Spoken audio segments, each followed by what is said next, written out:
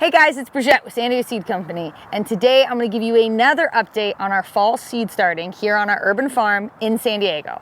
But before I do that, hit the like and subscribe button so you can be notified anytime we put out a video. So let's get into it. So I have my beautiful row here of broccoli, and you can see we have tons of volunteers in between. That's from previous season's seed production. So we have tons of calendula. Over here I've got tons of Ethiopian kale. I'm okay, I'm just gonna let that grow. But these are my pride and joy here, my broccoli plants. I've actually had them covered.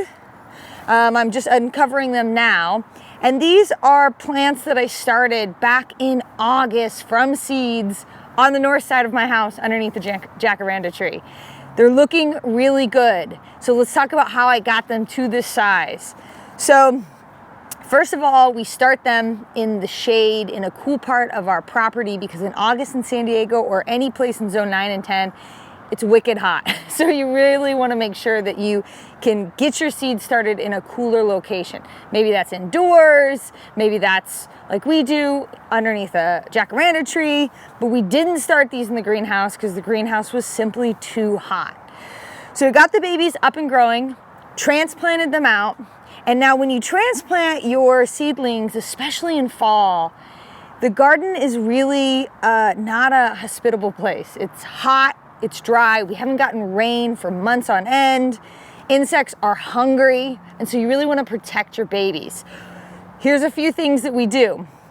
One, I make sure that I put down Sluggo if it's been moist in the morning and I think that there's going to be a lot of slugs and snails. We'll show you what damage from slugs and snails look like. Over here, we've got a guy who did not get treated, and you can see I left on a little vacation, came back, bam, that thing has been destroyed. So it happens to the best of us, not a big deal. But that damage is damage that you'll find from snails, slugs, pincher bugs, things like that. A very simple application of Sluggo will take care of that. The other thing is during the fall, we have a lot of leaf-eating caterpillars. You know those beautiful little moths and butterflies that fly around your garden? Well, those actually will lay their eggs on your baby plants. They'll hatch, turn into caterpillars that will destroy your plants. So if you're not careful and you don't monitor that, they can really just, eat the whole plant. So we spray BT on our plants, which is specific for leaf-eating caterpillars. So that's another thing that commonly happens. Now, the great thing about all garden plants is that once you get them to a big enough size, they will take off and they should, in theory, be healthy enough and strong enough to thrive on their own without a lot of protection. We use the row cover, and we use this for a couple different reasons. I do it so that no more butterflies and moths can come and lay their eggs on my plants, turn into caterpillars and eat it, so I don't have to spray a bunch of times. And also, this fabric keeps our plants a lot cooler in our hot climate. And so you can see these guys are really big. They're looking really good.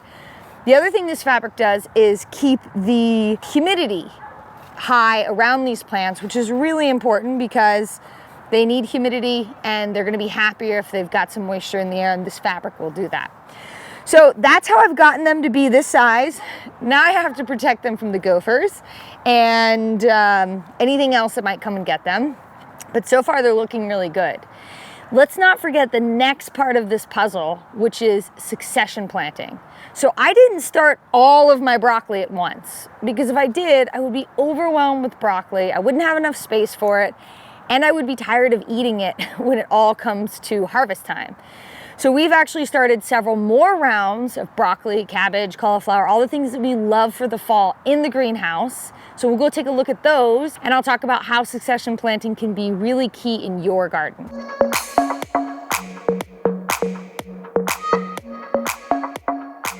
Okay guys, so let's talk about succession planting. What is it? Why does it matter? Well, succession planting is basically coming up with the plan in which you're gonna make sure that your garden is full of plants at all times. And you do that by staggering the seeds that you plant.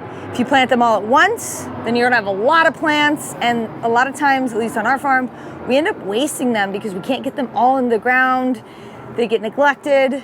So we plant portions of our seeds at a time, a couple weeks apart, so that we know what will go into the garden. If you look on our website, we've got suggestions on succession planting schedules for every crop.